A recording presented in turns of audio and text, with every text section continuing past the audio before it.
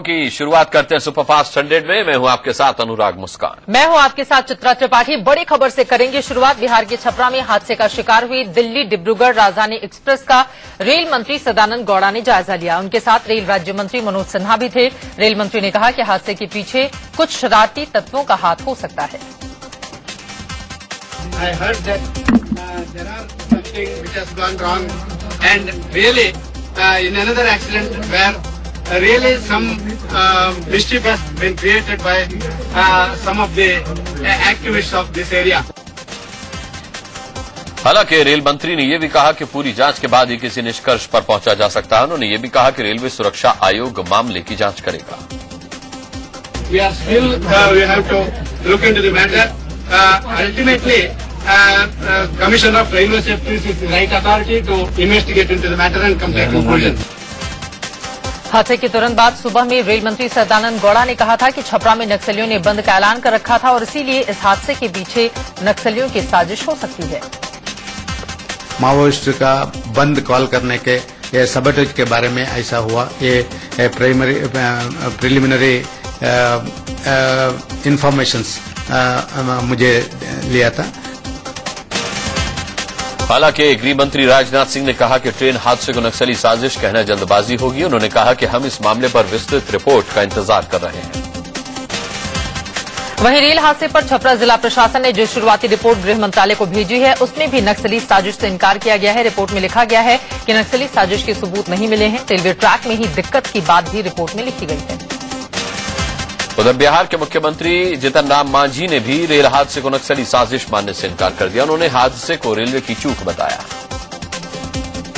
वहां पर किसी प्रकार का उग्रवादियों के द्वारा कुछ कारमात कर देने ऐसी आशंका नजर नहीं आती, और अगर ऐसा होता तो ब्लास्टिंग का कुछ न कुछ अवशेष वहां पर मिलता। पूर्व रेल मंत्री और आरजेडी सुप्रीमो लालू प्रसाद यादव ने भी कहा कि हादसा लापरवाही के चलते हुआ। उन्होंने कहा कि नक्सली बंद को देखते हुए रेलवे ने सुरक्षा का पूरा इंतजाम। कुछ अवशेष वहां पर मिलता।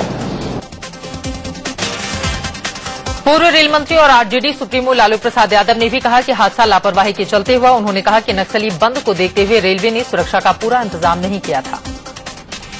आपको राजधानी गुजारने के पहले राजधानी को आगे क्लियर करने के लिए आपने पेट्रोल इंजन क्यों नहीं चलाया?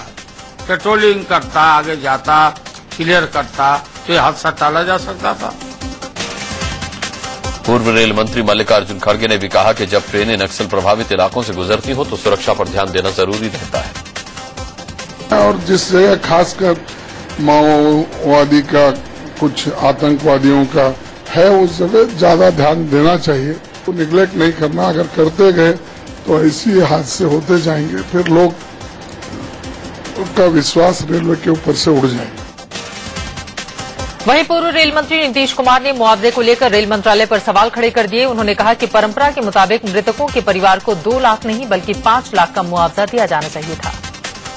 मुझे बताया गया है कि वो राशि कम की करके 2 लाख रुपए का ही ऐलान किया गया। ये नहीं होना चाहिए, और जो परंपरा है 5 लाख रुपए की, वो भी होना चाहिए। दरअसल हादसे में मारे गए लोगों के परिवार के लिए रेल मंत्री ने 2-2 लाख रुपए के मुआवजे का ऐलान किया है, जिस पर पूर्व रेल मंत्री नीतीश कुमार ने सवाल उठाए। I have declared 2 lakh rupees for the deceased and 1 lakh rupees for the persons who are grievously injured and 20,000 to the persons who hurt simple hurt. बीती रात करीब 2:10 पर छपरा स्टेशन से कुछ ही दूर आगे घेगटा में दिल्ली डिब्रूगढ़ राजधानी हादसे का शिकार हो गई। इस हादसे में 4 लोगों की मौत हो गई जबकि 20 लोग घायल हुए हैं, जिनमें 8 की हालत गंभीर है। यह हादसा इतना जबरदस्त था कि पटरियां टूटकर बिखर गईं। ट्रेन का पहिया छिटककर दूर जा गिरा। कई बोगियां पटरी से उतरकर क्षतिग्रस्त हो गईं। ट्रेन के कंपार्टमेंट भी टूट फूट गए। रात करीब 2:10 में जैसे ही हादसा हुआ ट्रेन में चीख पुकार मच गई। कुछ यात्री तो ट्रेन के नीचे ही दब गए। काफी देर तक एक महिला ट्रेन के नीचे ही दबी रही। काफी मशक्कत के बाद ट्रेन के नीचे दबी शव को निकाला गया।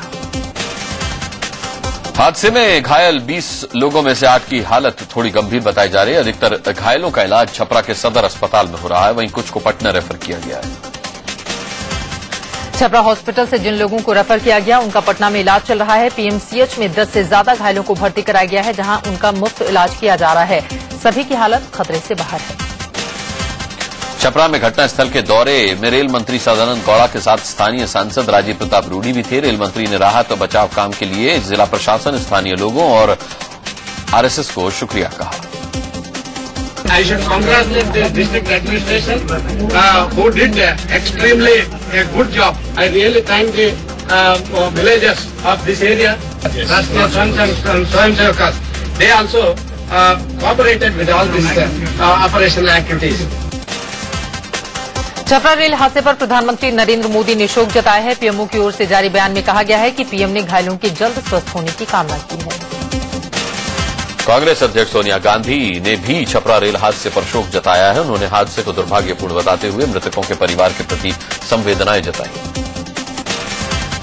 छपरा हादसे के चलते कई ट्रेनें प्रभावित हुई हैं। कई का रूट बदल दिया गया है, तो वहीं 6 ट्रेनों को रद्द करना पड़ा है। चूंकि इस हादसे के बाद राजधानी एक्सप्रेस की बोगियां ट्रैक पर ही गिर गई थी, इसीलिए ट्रेनों की आवाजाही बाधित हुई।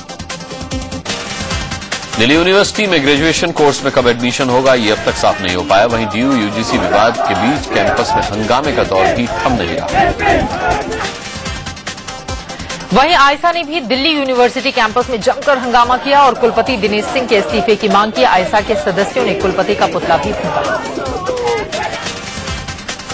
उधर 4 साल के कोर्स के समर्थन में बीटेक के छात्रों ने यूजीसी के खिलाफ प्रदर्शन किया। बीटेक के छात्र 3 साल की डिग्री कोर्स का विरोध कर रहे हैं। यूजीसी ऑफिस के बाहर पोस्टर लेकर बीटेक के स्टूडेंट ने नारेबाजी की।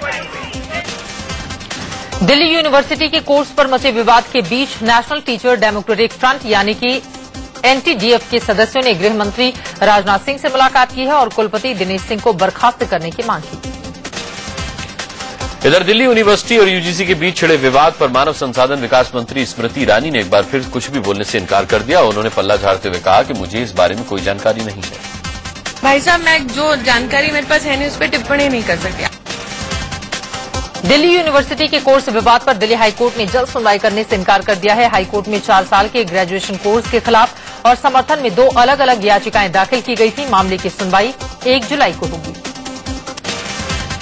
डीयू के मौजूदा कोर्स के खिलाफ याचिका उन छात्रों की तरफ से लगाई गई थी जो पिछले साल 4 साल के ग्रेजुएशन कोर्स में दाखिला ले चुके हैं। हाईकोर्ट ने मामले को गंभीर बताया, लेकिन कहा कि सुनवाई 1 जुलाई से पहले नहीं की जाएगी। दूसरी याचिका 4 साल के कोर्स के समर्थन में डीयू एकेडमिक काउंसिल के सदस्य एएन मिश्रा ने लगाई थी। दरअसल सुप्रीम कोर्ट ने मामले में दखल देने से इनकार करते हुए मिश्रा को हाईकोर्ट जाने को कहा था। इसकी सुनवाई भी 1 जुलाई को होगी। दिल्ली यूनिवर्सिटी के कुलपति दिनेश सिंह के खिलाफ यूजीसी के अध्यक्ष वेद प्रकाश ने भले ही आज मोर्चा खोल रखा हो, लेकिन पहले वो उनकी तारीफ करते नहीं लगाते थे। कुछ महीने पहले एक वीडियो सामने आया है जिसमें वेद प्रकाश कुलपति की तारीफों के पुल बांध रहे हैं। फरवरी 2014 में डीयू के एक कार्यक्रम में यूजीसी अध्यक्ष वेद प्रकाश डीयू के कुलपति दिनेश सिंह की तारीफ करते करते यहां तक कह गए कि मेरी उम्र दिनेश को लग जाए। The kind of commitment, the kind of work, the kind of services that Dinesh is rendering to this university, और kudos for that, कि मेरी उम्र भी दिनेश को लग जाए। दिल्ली यूनिवर्सिटी के 4 साल के जिस ग्रेजुएशन कोर्स पर विवाद मचा है उसे लेकर यूजीसी का एक पत्र सामने आया है। 1 मई 2013 को जारी इस पत्र में यूजीसी ने 4 साल के कोर्स का विरोध नहीं किया है और लिखा है कि कई यूनिवर्सिटीज में 4 साल के कोर्स चल रहे हैं।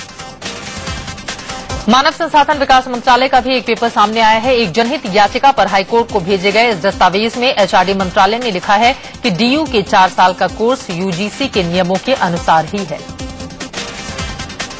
आज से ट्रेन के सफर को महंगा कर दिया जाएगा। बढ़ा हुआ 14.2% रेल किराया लागू हो गया है। रेल किराए के साथ साथ माल भाड़े में भी 6.5% की बढ़ोतरी हुई है जो आज से लागू हो गई। जम्मू रेलवे स्टेशन पर एनएसयूआई के कार्यकर्ताओं ने रेल किराया बढ़ने के विरोध में प्रदर्शन किया। कार्यकर्ताओं ने स्वराज एक्सप्रेस के इंजन पर चढ़कर नारेबाजी की, साथ ही बढ़ा किराया वापस लेने की मांग की थी।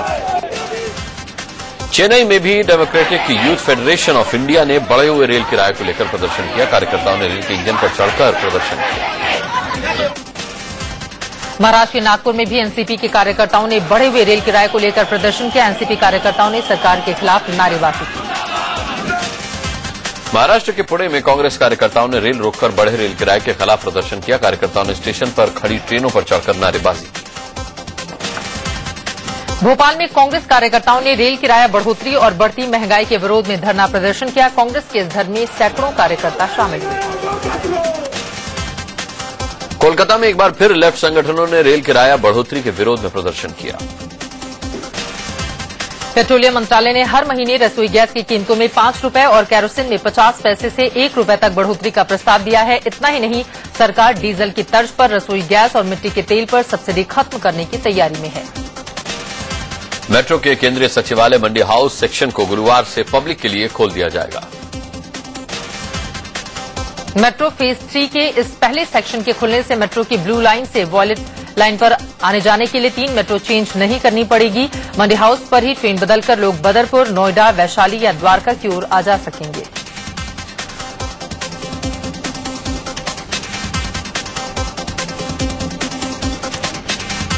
और वहीं दूसरी ओर सचिवालय से मंडी हाउस मेट्रो स्टेशन के बीच नए अंडरग्राउंड रूट की दूरी 3 किलोमीटर है। इस रास्ते पर जनपद और केंद्रीय सचिवालय पर 2 नए स्टेशन बने हैं।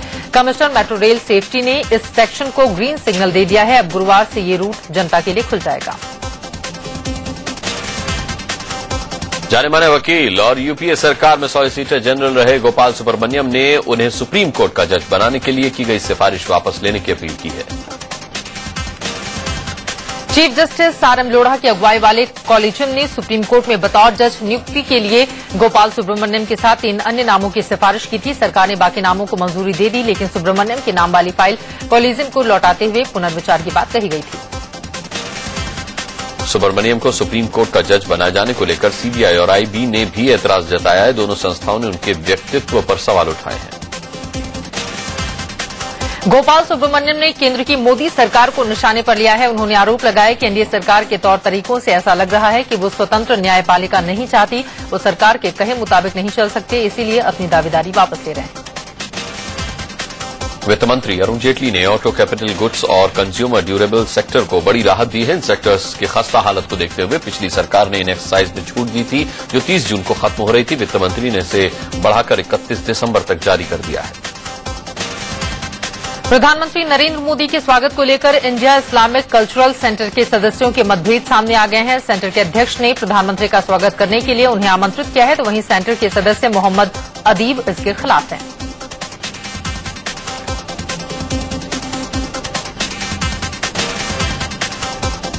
मध्य प्रदेश के मुख्यमंत्री शिवराज सिंह चौहान ने व्यापम घोटाले को लेकर एक बार फिर कांग्रेस पर पलटवार किया है। शिवराज ने कांग्रेस के आरोपों को निराधार बताते हुए कहा कि कांग्रेस शिवराज फोबिया से आतंकित है। ये कांग्रेस को मेरे अलावा कुछ दिखाई नहीं देता।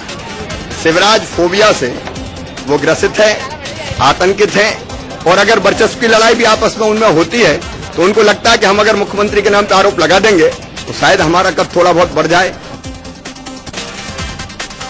केंद्र की मोदी सरकार ने उत्तराखंड सरकार से आपदा पुनर्निर्माण कार्यों का ब्यौरा मांगा है। साथ ही 3 महीने की कार्य योजना भी बताने को कहा। आपदा के बाद पुनर्वास में हो रही देरी की वजह से केंद्र सरकार ने चल रहे प्रोजेक्ट्स की डेडलाइन भी पूछी। दिल्ली में कांग्रेस कार्यकर्ताओं ने रेप के आरोपी केंद्रीय राज्य मंत्री निहाल चंद मेघवाल के इस्तीफे की मांग करते हुए गृह मंत्री राजनाथ सिंह के घर के बाहर प्रदर्शन किया।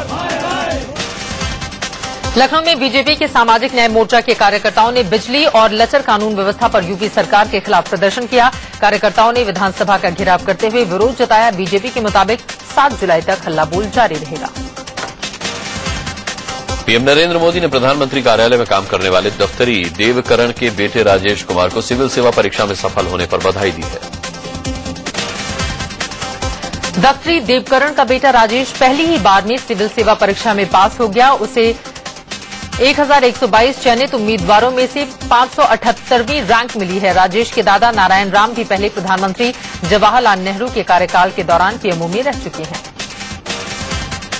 यूपी के कार्यवाहक राज्यपाल अजीज कुरैशी ने लखनऊ में जनता दरबार लगाया। जनता दरबार में उन्होंने लोगों की समस्याएं सुनी।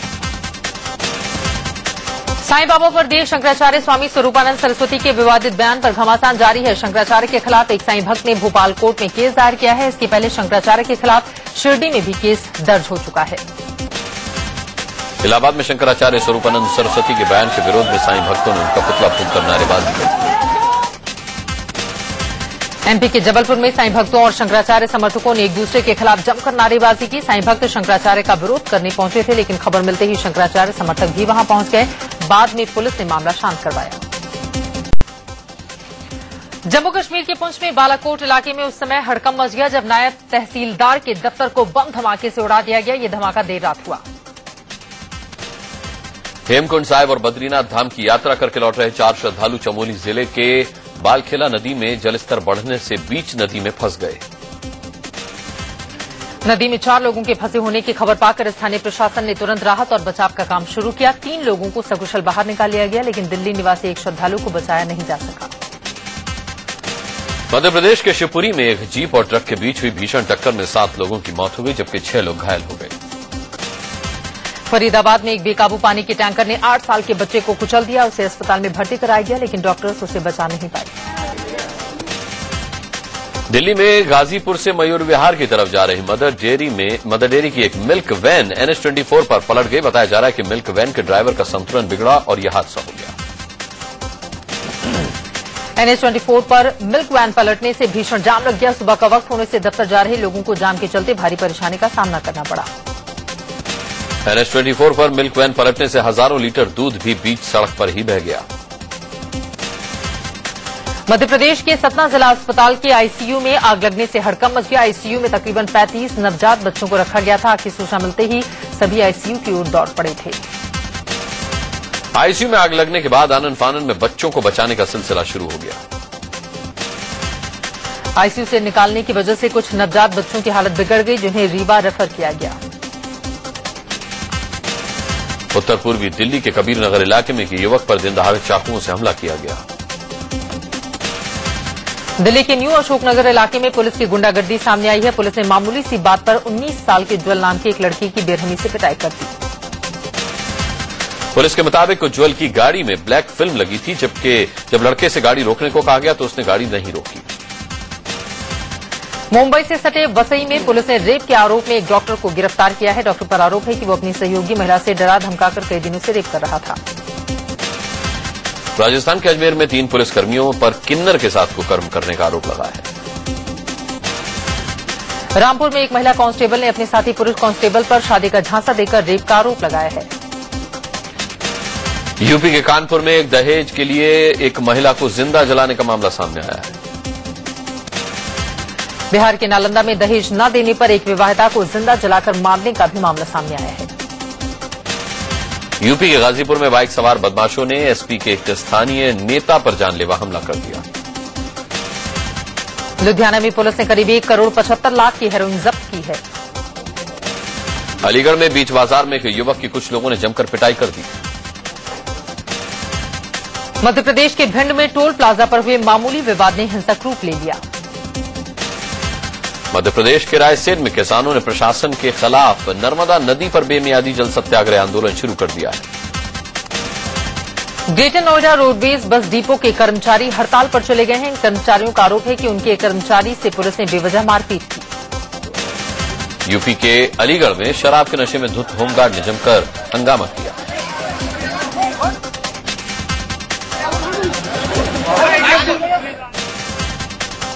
मध्य प्रदेश के सागर में एक स्कूल को गोदाम बनाने का मामला सामने आया है। इलाहाबाद निवासी लीमा धर का अंग्रेजी उपन्यास यू टच्ड माई हार्ट दुनिया की सबसे ज्यादा ऑनलाइन बिकने वाली किताबों में शुमार हो गई है।